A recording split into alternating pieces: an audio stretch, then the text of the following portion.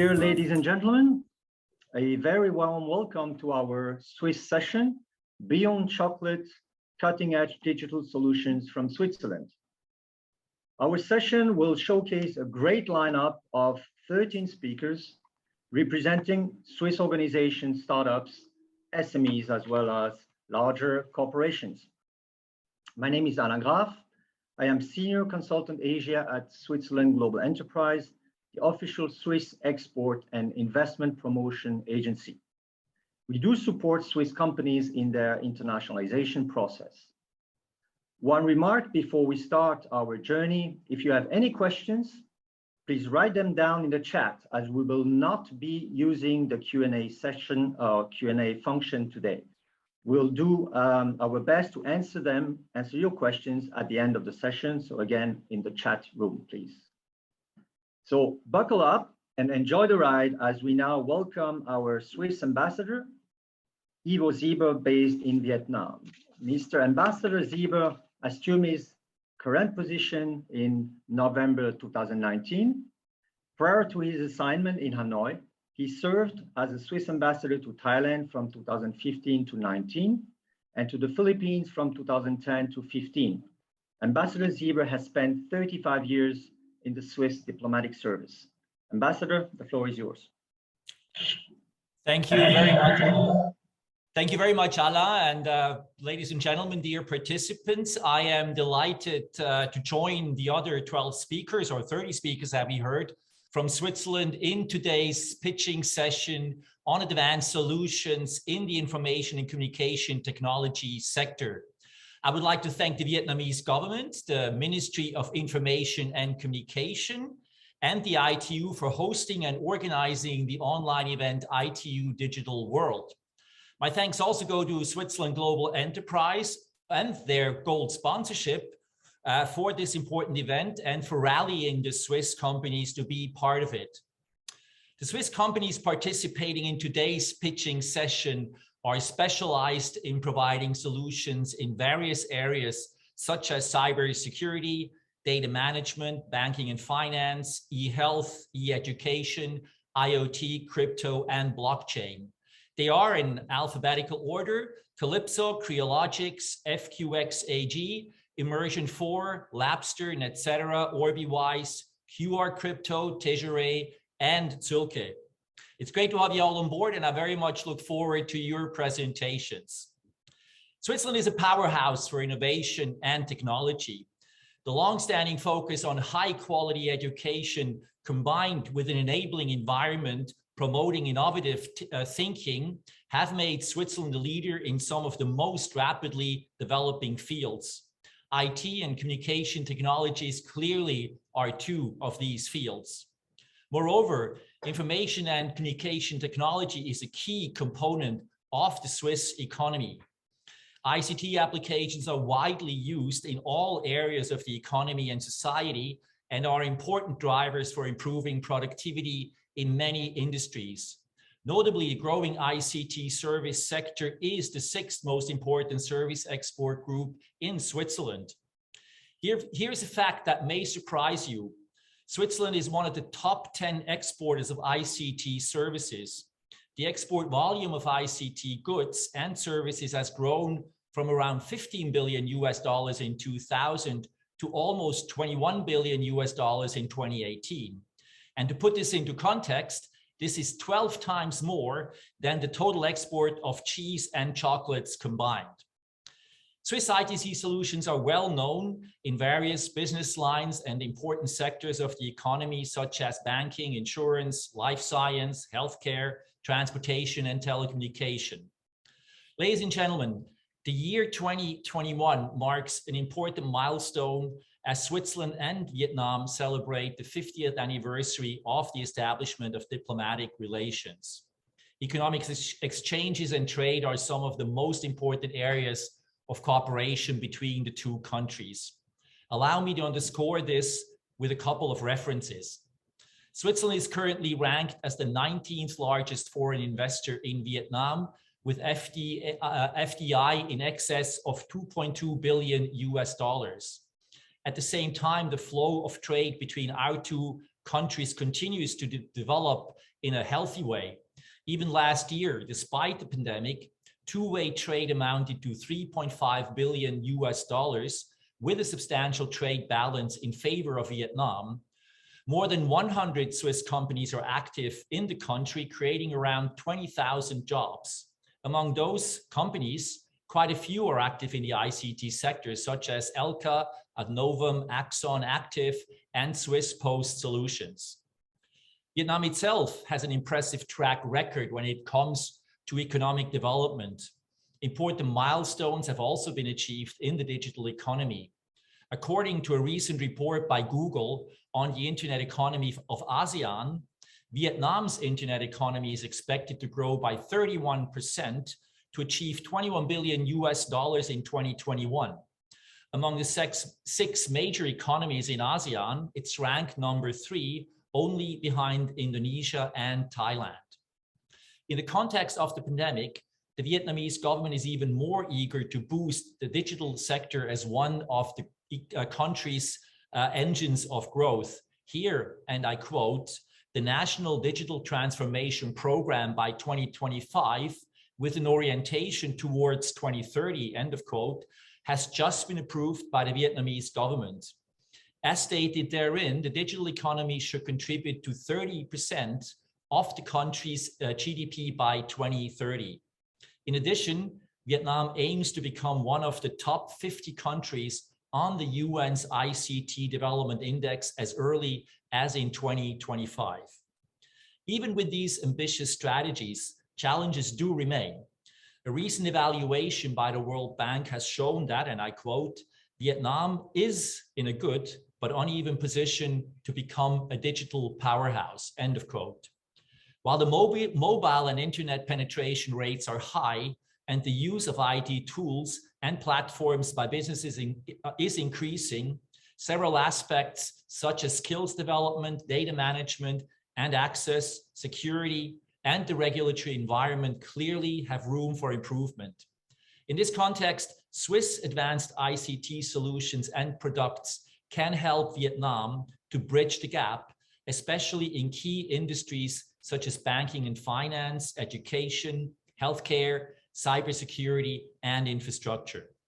As an attractive destination for software outsourcing, Vietnam itself can offer collaboration opportunities for Swiss companies to enhance their competitiveness. Switzerland looks forward to continue its long-standing cooperation and partnership with Vietnam on its path to sustainable economic growth and prosperity. And embarking on this in the year when we celebrate half a century of official relations certainly bodes well. With this, I wish you all an informative, exciting, and fruitful exchange and much success in benefiting from the potential that successful partnership and Swiss-Vietnamese relations offer. Thank you very much. And as we say here, Xin Cảm ơn. Thank you very much, Mr. Ambassador. Now it's my pleasure to present Lénic Pedron and Pascal Marmier. Lénic is Executive Director of Trust Valley. Trust Valley is a center of excellence in digital trust and cybersecurity in Lake Geneva region. Lénic has expertise in cybersec applied to the digital trust economy. Pascal is Secretary General of Economy of Trust Foundation. It's an initiative launched by SIGPA to lead programs and build a community among innovators and thought leaders supporting resilient and sustainable economies. Before that, Pascal worked for Swiss Re, as well spent close to 20 years as a diplomat focused on tech and innovation. So Lénic and Pascal, the floor is yours. Thank you. Thank you so much, Alain. Ladies and gentlemen, dear Ambassador, I'm very happy to be here with you today. I will present to you the Trust Valley, and just after Pascal will present to you a hub that we will have for next year. We are very excited with that. So at first, what is global digital trust and cybersecurity in figure? One figure, it's about 19 trillion for global digital economy related to cybercrime, with 6 trillion by year of damage for sure. So the Trust Valley is really an ecosystem, a unique worldwide ecosystem. Why it is unique in worldwide? Because we have really a strong ecosystem about technical side, on academic side, with EPFL on the VO part, and also in the international part of Geneva. We have all related to international organization as ITU. We have also a very high level of place in resilience with University of Lausanne and all over the world. One point about that more, it's about that we are less than 1 hour by train or road and other. So for us, it's really easy to work together. And we have seen that during the COVID crisis. So what is Trust Valley? Trust Valley is a PPP, so a private-public partnership. We have some canton, state of Geneva, state of Republic of Geneva, and state of Vaud. We work very closely with Confederation and other country and other ecosystem like your ecosystem. We have 6 academic and also industrial to work together on a lot contributor, supporter on this ecosystem. We work also with the army. So it's really important for us to have a complete ecosystem for that. In this unique concentration of economic players active in the field of digital trust and cybersecurity, we have more than 400 organizations and a lot of startups. It was really a surprise for us, and we are very happy with this ecosystem, and each day, each year, it's growing. We have a lot of now also scale up. What is related to Trust Valley? Trust Valley is really the PPP, the corporate side, but we have some concrete action and concrete project. It's really that what we do in the Trust Valley. We do some referencing, some promotion and networking, and we work on talent, because all related to digital trust and cybersecurity is really a dry market at this time about talent. And we have more than 500 talent experts in our valley. And also we have 6 hubs, and Pascal will present to you the next one for Square One, who will be open next year. About the project, one word about one of our program. This is the 3rd season of the Tech for Trust by Trust Valley. This is the first Swiss startup acceleration program dedicated to digital trust in cybersecurity in the world. So we have a lot of startup, and this year we will boost during 6 intense months 30 startups. We have already 35 alumni, and we work with them all the day to make some good economic development. So related to this ecosystem, we have, for example, for this season 3, QR Crypto AG, who is related, and we will listen his founder just after me. Just a word about what we are doing is this Tech for Trust program. For this year, we will have some workshop, we will have some coaching session on mentoring. We really work with captain of industry to give the best opportunities, the best way to go, the best way to go to the next level for startupper during one winter. And we have also some roadshow, and we work with all the country. We really want to extend that and work with your ecosystem. We are very happy to share and to present our ecosystem and really share with yours. For that, we have a lot of people because we really know that the value, the blue value for startup is to have some good network. And as a private-public partnership, we have a lot of people involved on to help our startup. So really here, I'm so happy to have this presentation and hope to have more about that after.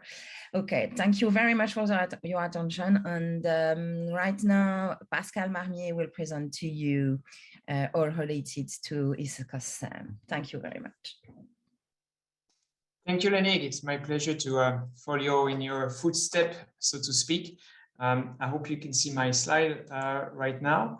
And I'm delighted to talk to you a bit more about the economy of trust and what's been going on in our region. So two things to notice on this first slide. If you're not familiar with the concept of the economy of trust, don't worry, a lot of people are not. But I think, as we heard by the ambassador, Vietnam continues to digitalize, and all of you will have one way or another to be doing something in physical to digital or in the digital world, right? And the economy of trust is our contribution to bringing together all of the stakeholders to make this economy sustainable, resilient, and really working for everyone and all of their citizens. So that's the vision that we're promoting. We're looking at it from a different angle. Of course, making sure that anything that has to do with trade, with all elements of the supply chain, the traceability, the transparency of it is very important. It's one of our key pillars.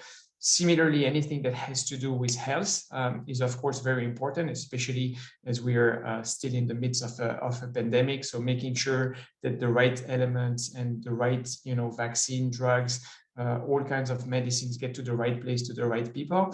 And then finally, building up the infrastructure of this digital economy, right? Making sure that from identity to security, secured registries, this is really the ambition. And behind this ambition is a company called SIGPA, which is a 100-year-old soon company that has made really an impact around the world with a very trusted element, if you want, which is a banknote. So expanding from the banknote to the future, SIGPA decided to invest into the campus that you can see here, a couple of images to show you a bit what's going to start during the summer, and inviting you really to think through, what can you do if you're part of the community that Lenig just described, and what can you do as kind of an entrepreneur looking at what's going on in this part of the world, right? And if you look at Switzerland, I think the word trust will certainly resonate with you in between Geneva on one side and their international organization. Some of them call now Geneva, for example, the worldwide capital of digital governance or internet governance, if you want. And then, as Lenig showed you, a lot of technology, and we're delighted that we'll have a lot of the entrepreneurs to kind of substantiate the claims here. So what will happen on this innovation campus? There's going to be a lot of ways to engage, right? We want to create a physical, but also a digital community. So make sure that you follow us, you get engaged. We believe that it's a worldwide effort. It's not just kind of linked to this region. But if you want to come, there'll be a lot of programs that we're thinking through and looking at it from the perspective of allowing you to test, accelerate, potentially join the Tech for Trust program, for example, and maybe even use the campus that we're building as a demo zone, right, for some of your technology. So we're hoping to really kind of contribute to the worldwide effort of building more digital trust. And then finally, we see innovation as kind of a sports game, if you want, or a team sports game. So we're building up also a lot of efforts into collaborative innovation, making sure that you'll have academic, you'll have corporate, a lot of the elements of an ecosystem that will be here to help you all along the way. So what it means is for international companies, we're really kind of developing these self-lending offers. You'll be able to come in and then 5 minutes later be already active, right? So really kind of, I would say, lowering the hurdles of being office ready as soon as you arrive on the campus. Something that I think Lenik is very aware of, and our dear ambassador, of course, is the representative of, is that Switzerland is very supportive on different things. We're going to hear crypto, we're going to hear blockchain. So really a lot of efforts that are coming on. And then finally, you'll have access to this tech and innovation community, because we're going to basically bring a physical and a face to it. So what I do is really kind of conclude on inviting you to kind of continue following us, and I'll be available later for questions. And delighted we'll have a lot of tech and digital entrepreneurs from Switzerland to kind of, again, put some data behind my claims that this is a great place to do business for you. Thank you very much, Pascal. Thank you very much, Lenik, for your presentation. Now it's my pleasure to present Marco Brienza. Marco is a business developer at Calyps. He's an entrepreneur, podcaster, and an event organizer for the medical ecosystem. Marco has been active in the health data field since 2014, and he will now showcase Calipsonia, an AI-powered solution anticipating the patient flows within hospitals. Marco, the floor is yours. Thank you very much, Alan. Thank you for this introduction. I just wanted to make sure that everyone can see my screen. I think this is the case. Yes. Oh, I'm sorry. With the first slide, it's going to be even better. Perfect. So I would like to shortly present you today Calipsonia, which is the artificial intelligence developed by Calyps for the medical ecosystem and allowing hospitals and clinics to anticipate the patient flows within their institution. So first, what are the three main problems we are solving thanks to Calipsonia? I would put on first position the bed allocation, as we know that it can take hours to doctors and caregivers to find an available bed for a patient needing one. And actually, it takes an additional time to prepare this bed, so to clean it and to make it available for the next patient. And thanks to Calipsonia, we provide a live monitoring of all available and used beds per service, allowing caregivers to save time for this information, to get this information. The second problem we are solving is about the team staffing. And we know, thanks to the analysis we did on a standard week, and here on the left side of the screen, you have a picture showing you a standard week within a hospital. And we know that there are more working slots with low to medium working load compared to the higher working loads, which are shown in orange to red colors. And thanks to the staffing modules of Calipsonia, we can recommend the best team planning for the 2 to 4 upcoming weeks. And this allows to save whether time or money, as we are better spreading the teams where they are needed, actually during activity peaks. And the third problem would be for the hospitals welcoming emergencies. As we know, thanks to a study made by University Hospital in Bern, that 7 out of 10 emergencies are not real ones, meaning that they are not requiring an immediate treatment.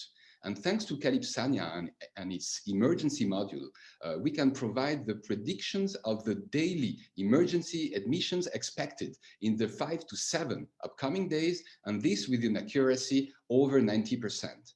And why do we need this 90% accuracy? This is because we know that caregivers wouldn't follow the recommendation of Calipsonia with an accuracy above 90%. So this accuracy is quite important just to make sure that this innovation, Calipsonia, is well used by caregivers.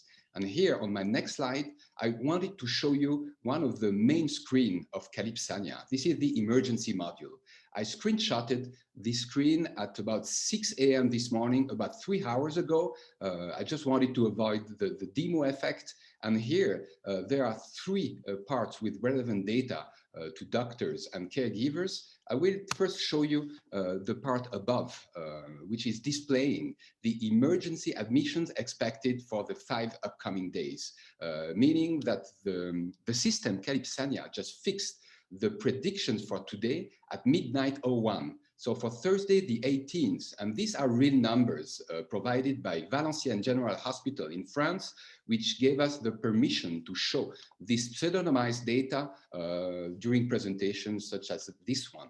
And so we know that today are expected 194 emergency predictions at Valenciennes General Hospital. On Sunday, 193 emergency predictions are expected. And if you have a look on what is expected for this weekend, actually we have two indicators showed. So the first one on admissions, as 381 emergencies are expected during this weekend, the upcoming weekend. And you have the orange color for admissions, as this admission level is quite high for weekend, and you have the green color for the hospitalizations. As we are expecting only 76 hospitalizations during this weekend, we can reckon that these patient admissions are meaning two complex cases to treat. So on the left side, we have the trends showing what really happened during the day compared to what is still expected. And here at 6 a.m., so 3 hours ago, there were actually 21 admissions already done by the emergency service of Valenciennes General Hospital on a total for today expected at 191.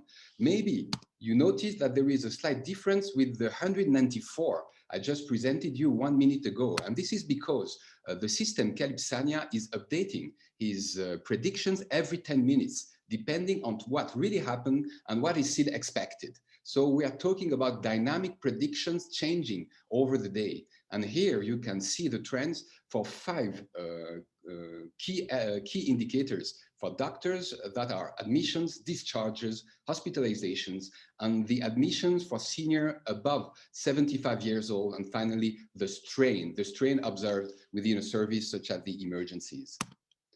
And finally, at the center of the screen, you have the comparison between what happened and what was or is expected hour by hour, meaning that in the upcoming hour, so it is almost 9 a.m. here in Switzerland, and for the next hour, so from 9 to 10 a.m., there are 28 admissions expected within the hour, with a maximum of 37 and a minimum of 18.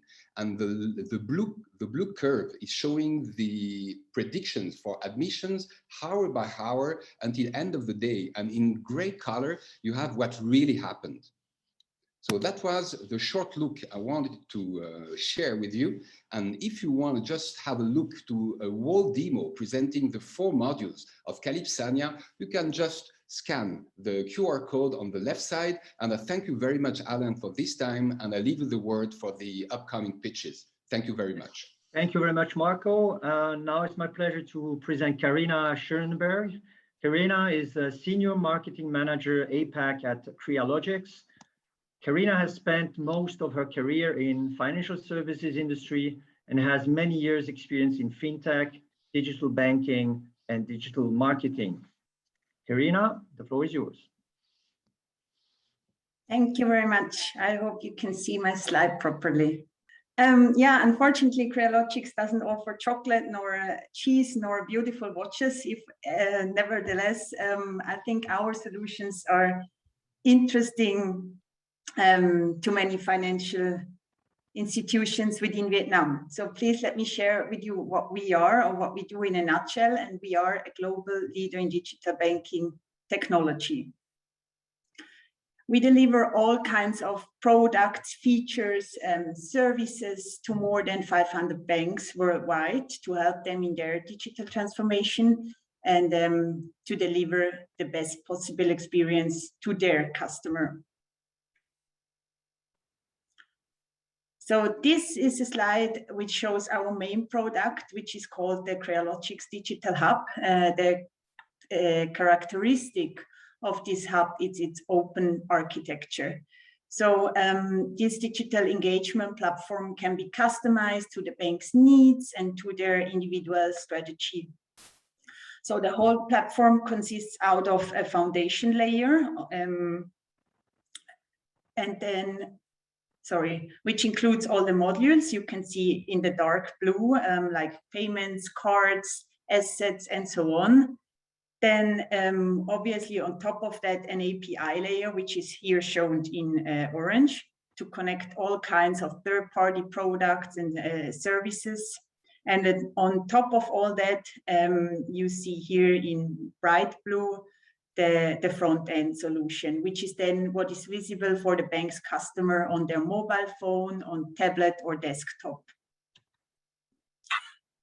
But let me dive a little bit deeper into Cryologics and our history. We do have a global footprint. As I said, we are serving more than 500 clients worldwide, mostly in the regions of Europe and Middle East, with lots of Islamic banks, but also across Asia Pacific. We do that here out of Singapore, but we do obviously have various offices and development centers around the globe as well. We do serve all kinds of segments, which means, or which includes retail, wealth, or even SME and corporate banking. And as mentioned on the previous slide before, we are using the latest technologies to do so. We are an open ecosystem where we can combine all your services on one platform. This year, we are actually celebrating our 25th birthday. So we are here for quite some time with more than 700 employees around the globe. And so I'm proud to say that we can count on endless years of experience in that space. Most importantly to say is that we are able to integrate with all the core banking providers. And last but not least, we are listed at the Swiss Stock Exchange. As a last slide, I just wanted to show you a collection of some of the logos we are working with. There are obviously more than mentioned here on that, but we are very proud to count on such a strong global customer base. And yeah, that's it from my side. Let's stay connected, hopefully, and feel free to reach out in case you have any questions. And I'm looking forward to hearing from you. Thank you. Thank you very much, Karina. Now it's the turn of Benedikt Schupli. I've the pleasure to present him briefly. Benedikt is a co-founder and co-CEO of FQX. He's been active in the fintech and blockchain space, both as a legal counsel and entrepreneur for many years. Apart from co-leading FQX, Benedikt is a board member of the LISK Foundation in Zug. Benedikt, the floor is yours. Thank you. Hello, everybody. My name is Benedikt Schupli, co-founder and co-CEO of FQX. And at FQX, we focus on enabling businesses to trade e-notes or electronic promissory notes. If we look at the broader financial landscape, we see two main challenges. On the one hand, we have institutional investors who are looking for yield in a negative interest rate environment. And as you all know, right now there is peak liquidity. There is more liquidity than there has ever been. But somehow this liquidity is not placed in the right way and is not flowing into the right direction, because on the left-hand side, we have a real economy in Switzerland, but also in Vietnam, and it's closely related to the functioning of supply chains that is lacking access to liquidity. We have many small and medium-sized enterprises which either don't have the right kind of liquidity available, or they don't have the right kind of financing solutions available, because either they're too expensive or you need to have too large of a volume, such as the case with commercial papers, to be able to profit from it. So good financing programs are oftentimes only available to large corporates. And to make things worse, many banks are moving away from trade finance entirely, exacerbating the global trade finance gap. And as is the case with the global economy, as you know, it does not stop at the national borders. We have a very interdependent global economy, as we've seen also during the COVID pandemic. And we think at FQX the same should be the case for the global flow of liquidity. But in fact, the way it is today is we have national silos of liquidity, and we do not allow for the flow on a global scale as we should. So at FQX, we spent the past 2 years building a solution to tackle these two challenges at the same time, and it is our FQX eNote infrastructure built on blockchain-based promissory notes. Why did we opt for the promissory note as a basis of our infrastructure? The promissory note is arguably the most standardized financial instrument in the world, next to money. It's virtually the same, whether one uses it in the US, in China, in Vietnam, or in Switzerland. And what it is it's an unconditional promise to pay a defined sum at a future date to a party. So it's your most generic kind of IOU or IPU. And so with just a handful of data points, one can effectively issue and transfer credit with just a few clicks. And so this is really a true great functionality of this instrument is one can transfer credit across the globe, across borders.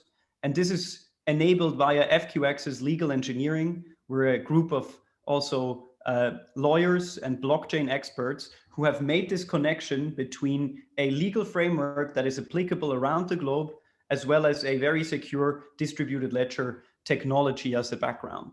We use the Swisscom Swiss trust chain to provide the trust, knowing that all these e-notes are stored in a redundant matter on the Swiss trust chain by Swisscom and Swiss Post. If we look at the use cases, the main use case we focus on is short-term debt, where we have a borrower obtaining financing from an investor, issuing an e-note, and the investor can then either hold the e-note paid back or receive the money back at maturity, or transfer the e-note further, making this transferable. Furthermore, we can also do supply chain finance, where we have a supplier that wants to get liquidity faster, and they will ask the buyer to issue an e-note to pay the receivable. And this can also be transferred onwards to an investor. And this supply chain finance solution allows, for example, many of the Vietnamese suppliers to use the good credit rating of Swiss buyer companies they have to obtain financing from an investor, allowing them to get more competitive financing rates. And our solution just has been named the most innovative supply chain finance solution at the Hong Kong FinTech Week. From a tech perspective, we are built, as I said, on a banking grade DLT. And it's important to note FQX is not a platform. Rather, we are a technology company integrating into third-party systems, such as banks or other fintechs that we integrate into. We've been in the market now for 1.5 years. We've onboarded 32 companies. Some of them are really large ones, such as a tier 1 bank in Switzerland and one of the largest automotive suppliers, as well as some publicly listed companies in Switzerland, which conduct transactions with each other. We've raised roughly 7 million in 3 financing rounds and have very strong partnerships we can count on. And our team consists of more than 20 people, now also stationed in Hong Kong and Singapore, where we tackle the Asia Pacific market. Thank you very much for this. If you want to learn more about FQX and how our e-notes can help you make better your supply chain, you can contact enotes.tech or fqx.ch. Thank you. Thank you very much, Benedict. Now it's my pleasure to present Serge Conessa, founder and CEO of Immersion 4. Serge brings over 30 years of experience in data communication and the IT networking industry, holding executive key positions in both sales and marketing management with Fortune 500 companies and startups. Serge, the floor is yours. Thank you. Very nice meeting you. So what Immersion 4 is all about is a technology solving the problem of getting, I would say, the sustainable digital world. What Immersion 4 is doing, for that matter, is basically, I'm sorry, I don't know why I cannot shift it. Is basically reducing the need of having a data center infrastructures or the role of getting, I would say, the warehouse, okay, for any kind of rigs or ASICs systems. When we are looking about data centers today, okay, this is what we call the factory of a new age. This is the kind of a system where the entire digital world, I would say, is based on. And we have today system and factories, which are basically will be consuming in 2025 20% of the world energy, 10% of the greenhouse, and over 3 trillion liters of waters. And we can do better than that. Basically, today, the technology that Immersion 4 has put together is a universal system where we can welcome any kind of server, any kind of appliance on their DTM system, as well as on the IBC system, any kind of ASIC or any kind of rigs, any brands, any format. And the goal of this is to basically providing, I would say, the scalable cooling infrastructures for any kind of electronics. This is the reason why, okay, we basically are cooling off electronics with liquid that we have invented. What Immersion 4 is all about is basically changing the paradigm of a data centers or a warehouse and using any building as a sustainable infrastructures in order to cool off data from AI to blockchain, no matter the destination of the electronics we're having, which is solving, I would say, two key problems. First of all is the data center infrastructures directly within the city. And for this, we have created a special architecture called DUDE, Distributed Urban Data Center Efficiency. So any building can basically become a data centers, collect the data directly from the users as close as they can, process them in order to them to be worked on. The situation that we have done is basically summarize at the architectures that we can see right now is on a single cooling infrastructures, you can connect any kind of cooling system for either servers or for ASIC or for rigs. Moving forward, we basically are not using any kind of natural resources. So when we speak about the COP26 and talking about carbon footprint reductions, greenhouse reductions, limitation use of natural resources, well, we are, so to speak, if you allow me to say, COP26 compliance. For this, we are using our own liquid, which is biodegradable, where you can connect any device, any type of connectivity, fiber optics, data, and electricity. And in order to be able to provide the best engineering, we have created an entity called Cool Labs, which is the first laboratory dedicated to immersive cooling, where we can basically design any kind of enclosure and any kind of cooling system in order to resolve the problems. What the world is speaking about us, we have been mentioned on the Forrester report. We are the ITU World Sustainability Partner in 2021-2022. We have been awarded in 2019 of the Best Use of ICT and Global Excellence Award. We are the gold sponsor of the AI for Good on 2021. We are doing the 17th goal of the SDG, and we have a global contract with Hewlett-Packard. At the end, let's summarize that on a very simple slide. Let's keep the air and the water for the human and the biodiversity, and the liquid that we have done on our device for the electronics. And then we can basically live in a sustainable world, fully compliant with the objective that the COP26 is having announced for by 2030 or 2050, when today, with our technology, we can do it now. Thank you so much for your attention. Thank you very much, Serge. Now it's my pleasure to present Shahira Scavenborg. She's Regional Director of Scientific Partners at Labster.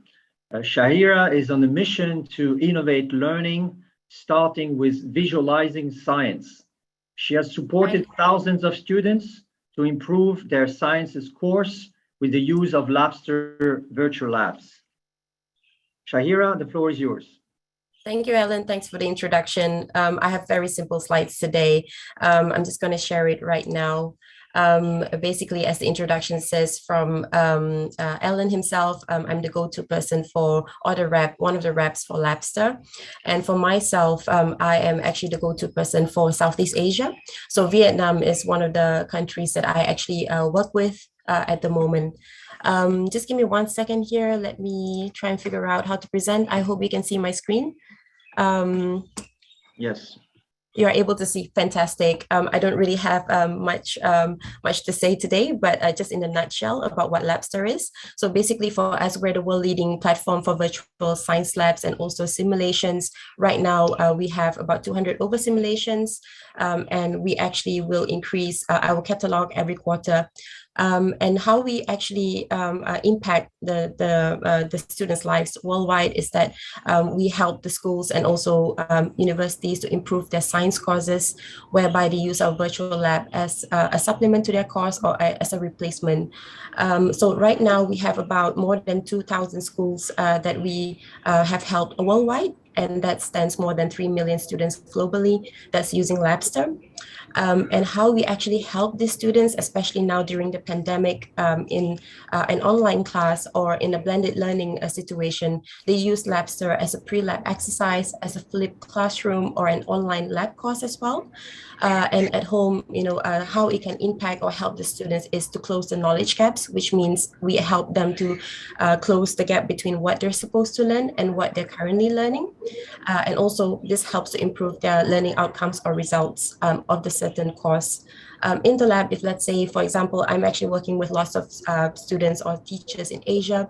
If let's say sometimes they have limited number of students in the lab, when they actually use our lab simulation, they will actually know what to do. They are already familiarized with the protocol, safety measures, and so on, and be very well prepared for the lab experiment when they get there. And also for schools, why we actually are very popular among schools is because you perform expensive experiments, which means that the schools save up a lot of money on equipment, on the breakage costs, and so on. And they actually just use us as a virtual lab, and that really helps. The latest update on Labster, I'm happy to announce that we have acquired UBSim. UBSim is a company from Canada, and they are actually the world's first immersive VR training platform for nursing. And the latest news that we had last week was that we won the Digital Economy Award as the next global hot thing in Switzerland. And just an overview as well here of what the students actually get when they actually have the access to Labster. So the simulations are all there. We have the mini simulations, which means it's only between 5 to 10 minutes, or is the full length, which means it can go up to an hour or so. And what's together with that in the package is the lab manual, where you can download as a PDF and you can actually have a look at it as a reference. We also have the theory pages. It's a textbook theory, so to speak, where the student can actually learn alongside when doing the experiment itself. We also have this gamification input, whereby as they're doing the experiment or simulation, there'll be pop-outs of MCQ questions along the way for their engagement, for their attention as well. And once they actually get a correct answer, typically they'll gain 10 points. And if let's say they have a wrong answer, it'll be -2 points and so on. We also have the lab report. It will be downloaded as a Word document, whereby they will be able to conclude their findings, their conclusions, and so on. It's a template by itself that is that they can actually manage by themselves. And alongside with this, in this whole package, we also have the 3D animations, and we have thousands of science images as well. For the educators and the likes of professors or the senior high school teachers, they can track the progress of the students on the teacher's dashboard. So as the student are actually doing the simulation, it is saved live or recorded in real time. And that's how the teachers actually keep track of the attendance and also the progress of the students. So how many points or what's the percentage, which simulations they have done, and so on. We also have a lot of references to the different schools that have used us. Just to name a few out there globally, we have, for example, in Southeast Asia, we have Vinh University, which is a school in Vietnam. We also have University of the Philippines, National University of Singapore. And if it's in the US, we also have MIT and Harvard on board. I'm just going to share one video, a very short one, to wrap it up.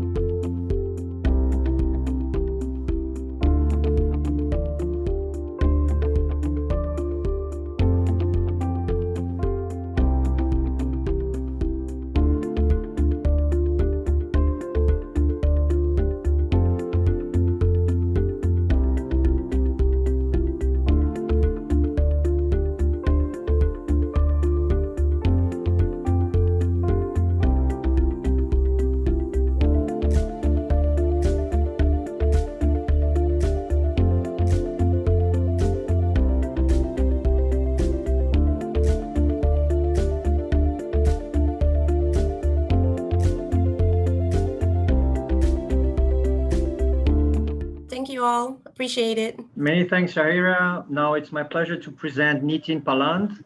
Nitin is head of the sales and partnerships APAC at Netcetera. Nitin has the experience of working in startups and in a highly matrixed and multi-country environment. He's working with senior leadership and cross-functional teams around the world. Nitin, the floor is yours. Thank you. You can hear me okay, Alan? Yes, no problem. Thank you. Oh, okay. Thank you for the introduction, Mr. Ambassador, ladies and gentlemen. It gives me great pleasure to present Netcetera. As Alan mentioned, my name is Nitin. I head sales and partnerships at Netcetera. So who is Netcetera? We were established in 1996 in Switzerland. Today, we are in 10 countries across 19 cities. Over 450 customers, 2,200 successfully completed projects, and over 800 employees as of today. We set up an office in Singapore last year, just as the pandemic was beginning. And the plan was to expand into Southeast Asia, with Vietnam being one of our key markets. Unfortunately, those plans were put on hold, but we haven't stopped growing in the Singapore office itself. We've now established a team. Not only do we have sales, pre-sales, but we also have pre-sales consultants. We have project managers here. And the moment travel is allowed and we're allowed to go back, we definitely going to be opening up that first office outside of Singapore, and that's going to be Vietnam. When you look at Netcetera, we operate in a whole lot of industries, right from healthcare to transport, energy, retail, and publishing and media. But I thought, we started off the APAC office in terms of setting up the secure digital payments unit here. So I'm just going to concentrate on that one here. From an awards perspective, right from the Digital Economy Award to the Best of Swiss App Awards, we've been continuously at the forefront of innovation, not only on the payment side, but in each of the industries that we typically operate in. Just a sampling of some of the customers that we work with. So you will see some of the biggest banks across Europe, UBS, Credit Suisse. You will see financial institutions like Swisscard, Sixth Group, etc. And then when you move into the global region, so on the right-hand side, you will see BNP out of Vietnam is already a customer of ours. We have Omis in Thailand. We have Midtrans in Indonesia. We have some of the largest fintechs like Revolut as our customers. We have fraud management companies like Forter and Revlin as some of our customers. And that list just keeps on growing. This, I would say, sums up everything that we do, especially on the secure digital payments aspect. We interconnect the payment ecosystem. So on one side, we work with banks and card issuers. And on the other side, we work with merchants, acquirers, payment gateways, PSPs, etc. And in between, the card networks. I'm sure you've been reading all of those impressive numbers that we have on the slide. So I'm just going to end with this one sentence. Next time, when you are shopping online on your favorite e-commerce site, think about it that it is Swiss technology in the background that is protecting you against card fraud. That's Netcetera. I'll stop here. Thank you. Many thanks, Nitin. Now it's my pleasure to present Didier Elal. Didier is a co-founder and strategic director at Obwise. Didier has been in the wireless industry for 25 years, occupying senior positions from advanced communication research to product development management at ST Microelectronics and ST Ericsson. Didier, the floor is yours. Thank you, Alain. So I'm very happy to present Obwise in this ITU digital world, and especially on the Swiss pavilion. So we are a specialist of wireless communication, and we have specialized in the Internet of Things. Our company is incorporated since 2014. We are based in Geneva, and our teams are mainly in Switzerland, India, and in the United States. You can see here a few names of our customers. We don't see slides, Didier. Sorry for that. I will do the sharing again.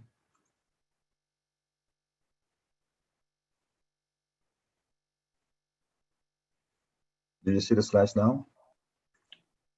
Yes, thank you. Yeah, sorry for that. So I will start from the beginning again quickly. So thank you for allowing me to present Obwise on the Swiss pavilion. So we are, as I said, based in Geneva, and our customers are from all over the world, trusting us to deploy low power wide area Internet of Things networks, managing millions of devices. Should it be for the national networks, or should it be for private industrial networks? So thanks to the technology that we are using, LoRa, which is in unlicensed bands, and thanks to the protocol also that we are using, this is a worldwide standard protocol, anyone can create and operate an IoT network.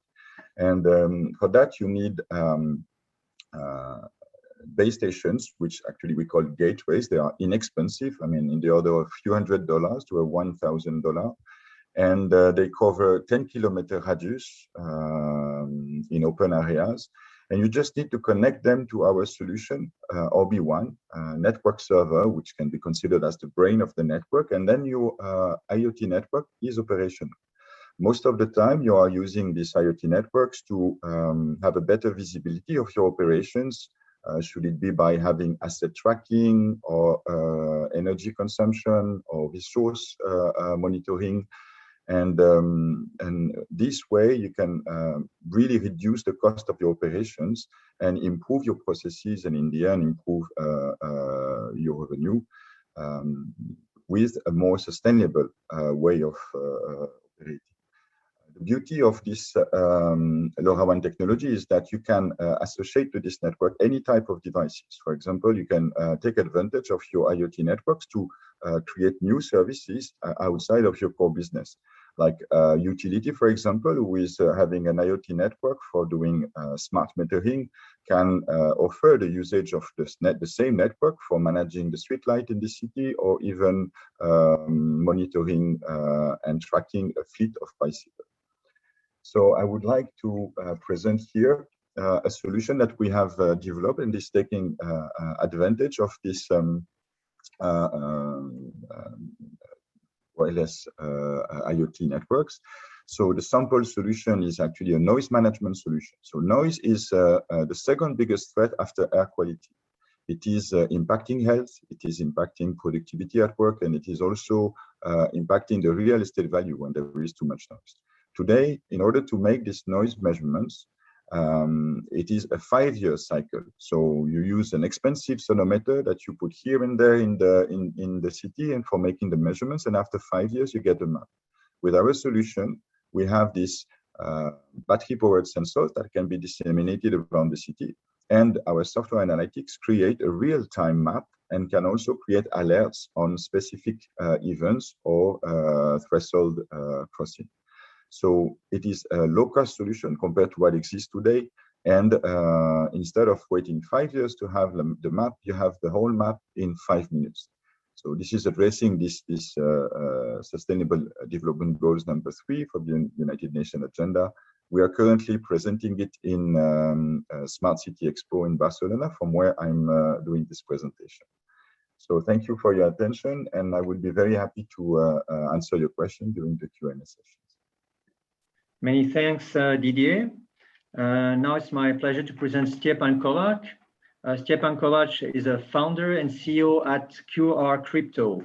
Stjepan is also the group CEO of ITK.Swiss, a cryptography-focused group offering unique, symmetric post-quantum crypto for encrypted and integrity-protected IPTV and 5G safe electronic payments. Stjepan, the floor is yours.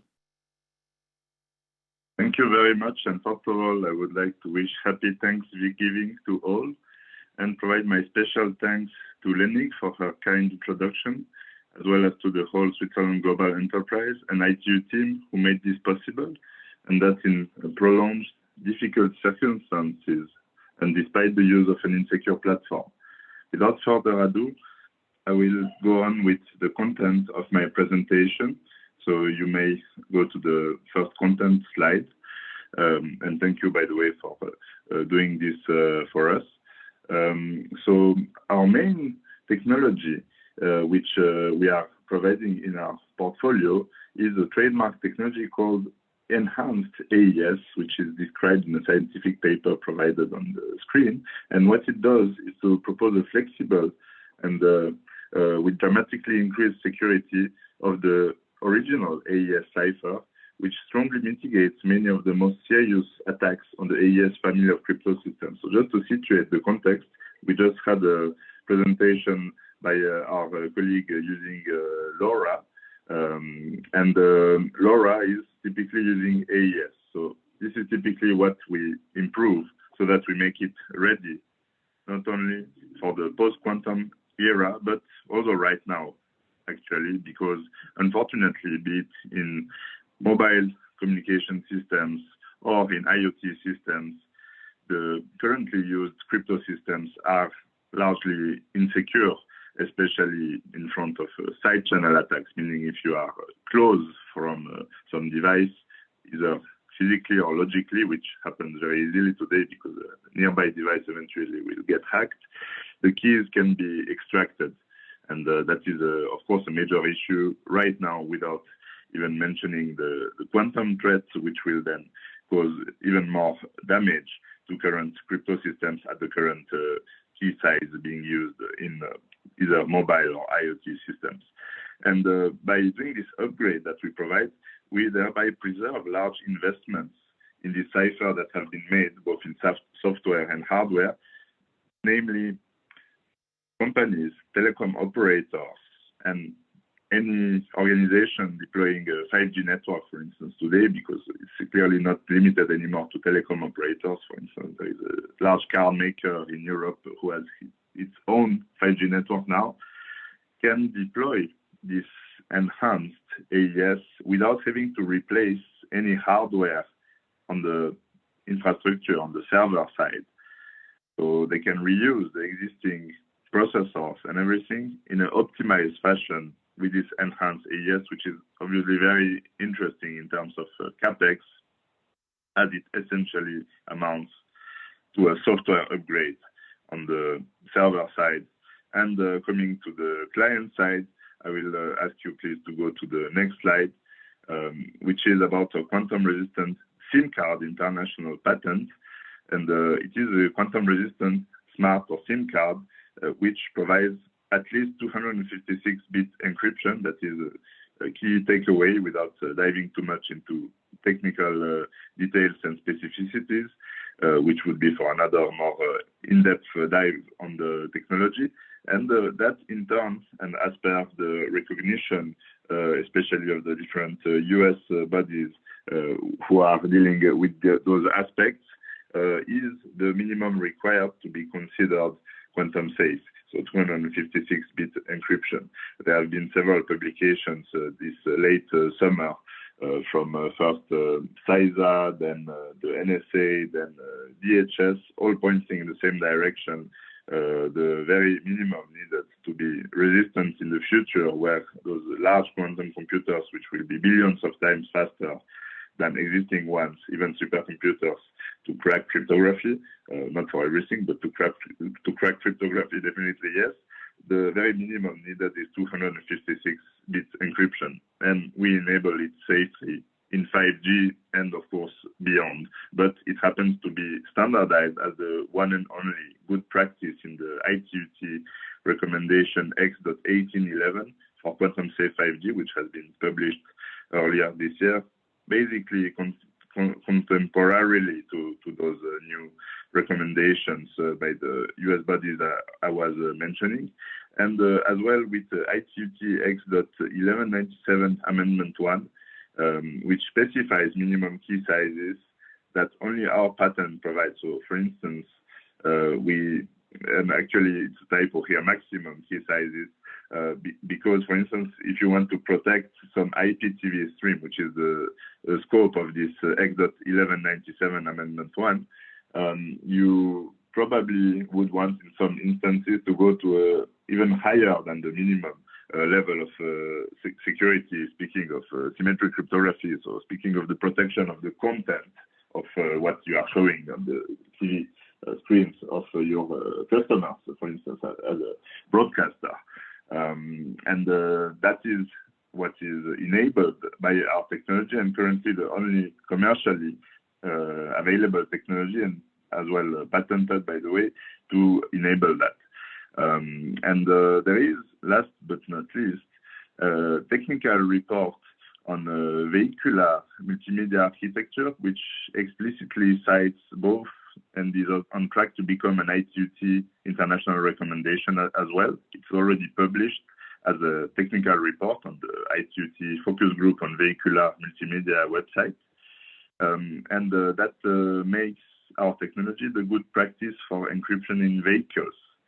And that brings me to the conclusion of our presentation, where we insist that we should make all our digital dreams, including all the great presentations that I have listened so far this morning, a safe reality in the insecure cyberspace, where the attacks are increasing day by day. I remember the introductory speech of Lénique Pedron, who spoke before today in the Trust Valley circumstance in Lausanne, where she told us that essentially 30% of the existing digital business, which is in trillions, is even more now. Actually, it's 25 trillions according to the latest stats. So that around 30% or at least 25% of that amounts to the lack of cybersecurity and trust, or basically amounts to crime. So it's a very high crime rate in the digital space, and we need the proper and the strong security to cope with that, and we are here to provide it and look forward to exchange with all of you and the world in that sense. And we have a specific message to Vietnamese businesses. QRC is the way to win fast. Thank you very much. Many thanks, Stjepan, for those very important insights. Now it's my pleasure to present Chantal Aubord. Chantal is an inventor and a CEO of the company Tegrege. She's passionate about neurosciences and perception psychology, and therefore she created the concept of Tegrege in 2011. She focuses on the launch of a time by own design device that actually measures the duration of subjective time. So we'll have now the chance to see a video shot by Chantal. So thank you. Hello, everyone. It is with a great honor and a lot of emotion that I am present today for this virtual session of the Swiss Pavilion. I'm very grateful to the International Telecommunication Union for their warm welcome, to Vietnam for hosting this event, and to Switzerland Global Enterprise for the worldwide links they allow us to establish. After 10 years of research and iteration, it is with great pride that I present you Tegrege, as well as the challenges of creating the very first wearable device capable of continuously measuring perceived time. This elusive sensation of time passing by, this biological and temporal coding that rhythms our daily lives since birth, can either be similar or different from the coordinated universal time, that is, the time on your clock. To be honest, this idea seemed impossible to grasp at first, but a series of improbable encounters pushed me to persevere and start shaping the unthinkable. Tegrege is a new brand, a new invention, a new product, but even so more, it is a human, technical, and social adventure. I am convinced that within the next 5 to 10 years, we will be looking at space and time differently.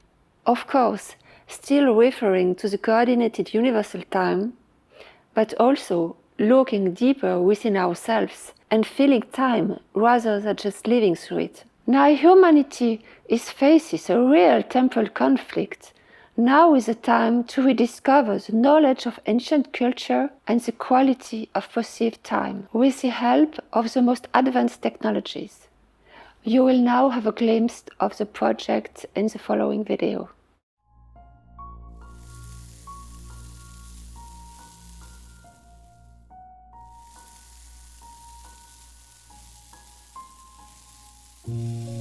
They say time is a common entity. We all live through it. We are all subject to its rhythm. But time is also personal. We all feel it individually, in different ways. Imagine if you could know the measurement of your own time, the way you, and only you, perceive it. You can become the kinetic sculptor of your own time.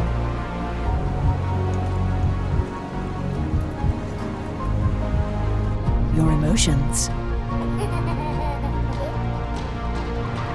your memories, your projects, and your reality. Shape the composition of your own perception. We offer you a new time dimension, a treasure box that only you can open.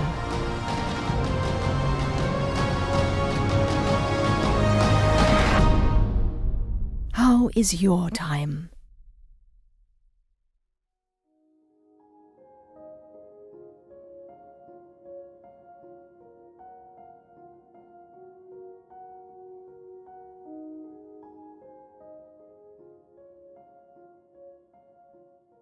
The market launch is based on a unique product, a luxury device allowing you to design your own time. It combines both worlds of advanced electronics and fine mechanical watchmaking.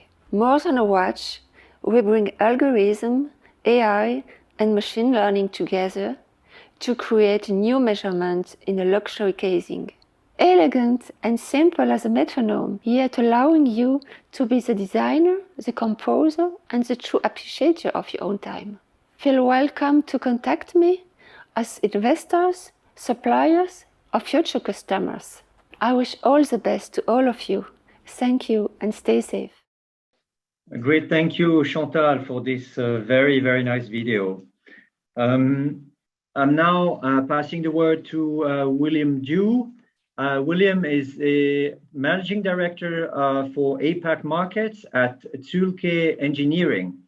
William has over 20 years of experience working with diverse corporations and organizations across Asia, the Middle East, and Europe to solve complex business and tech challenges.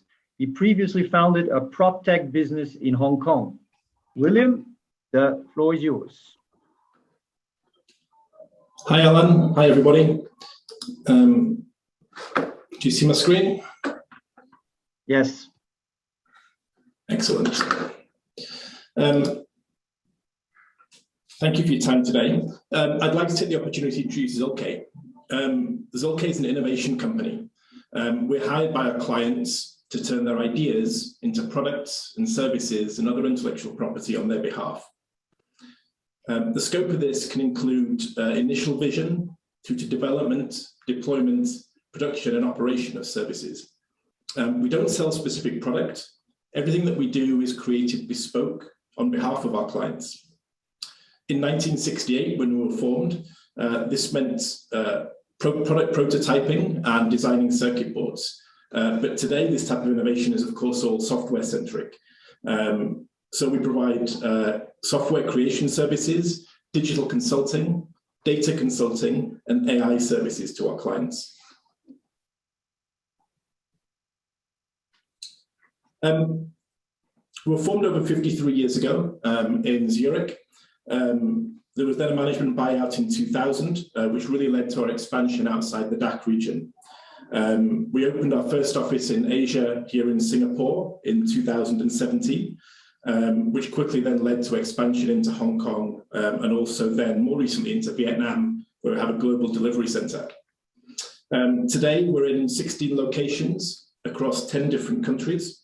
We have about 1,400 engineers globally, about 200 of those based here in Asia. And these are the engineers that create this bespoke software on behalf of our clients. We have a number of strategic focus areas across banking and finance, insurance, health tech, enterprise, and the government sector. Our model is to locate engineers close by to where our clients are based in order to deliver high value to the really critical projects. In Hong Kong and Singapore, we have a strong footprint in banking, and a high percentage of projects involve building client portals for retail banks, building payment gateways, and various AI-based investment advisory services. The best way to give you a feel for what we really do is to give you some example projects we've engaged in recently. The first of which was with HSBC. We've been engaged on many different projects with them across both the UK and Hong Kong.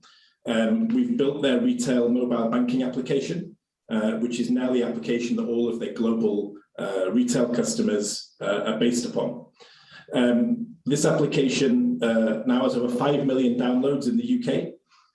Prior to Zulke's involvement, it scored 1.7 stars out of 5 in the App Store. It now averages 4.8 out of 5.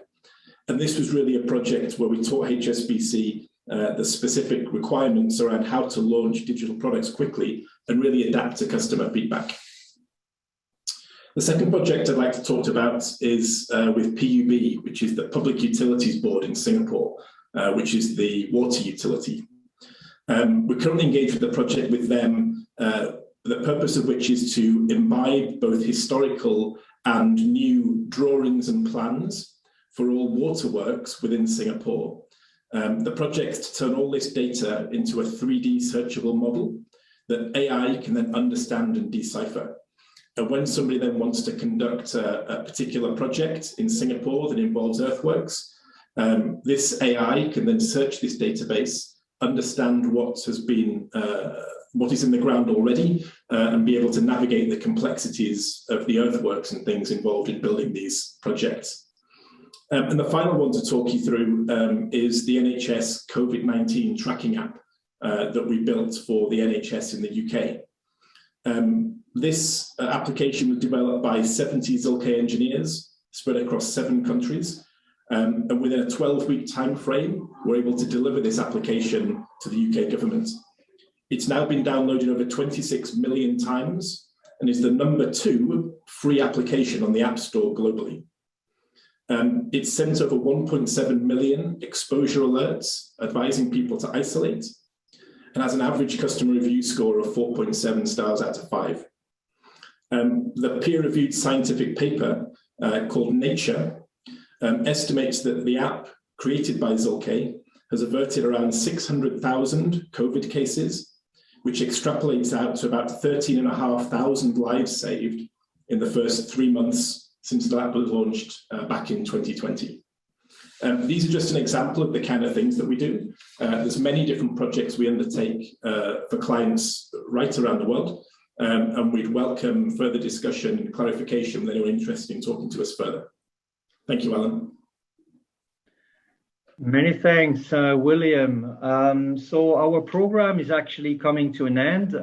Thank you very much for all these presentations. I think it was really insightful in various sectors and subsectors. Let's go quickly to one question I received here in the chat. It is for Calyps. Let me find it. It says, it is a fascinating prediction of the chaos of emergency admissions. How does the model factor in external events like expected events holidays, sporting or concerts, and prediction of unexpected events like probability of natural disaster based on season or other indicators. I don't know if Marco, you can answer that one, or whether you want to get back to this person afterwards. Yes, I can shortly answer this question, if you agree, Alain. So basically, Calipsonia is based on historical data, a minimum of 24 months. So there are internal data and external data as well. And actually, we made a few tests with external data just to make sure what will be the most relevant data to consider in our model of prediction.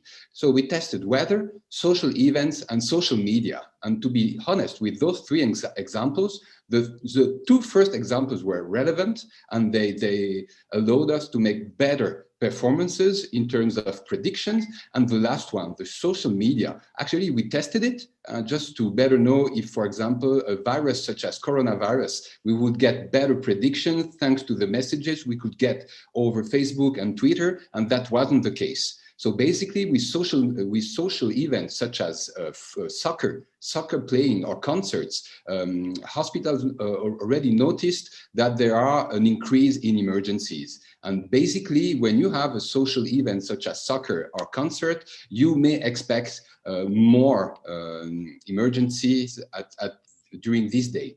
Voilà, for the short explanation. Merci, Marco.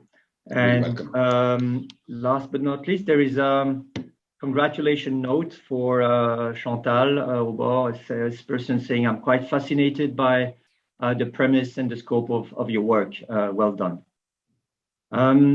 Great. Time is up. I would like to present my appreciation to ITU for providing us the opportunity to showcase our Swiss solutions and knowledges and technologies. And last but not least, I would like to thank Mr. Ambassador, all the speakers, and of course, our participants for their contribution today. I would like to encourage you to start actually a fruitful discussion with our speakers in the next few days, as you can find all their LinkedIn contact on the chat. That's all from our side. Again, thank you very much for your time and listening to all those great presentations. Thank you and have a nice day. Goodbye.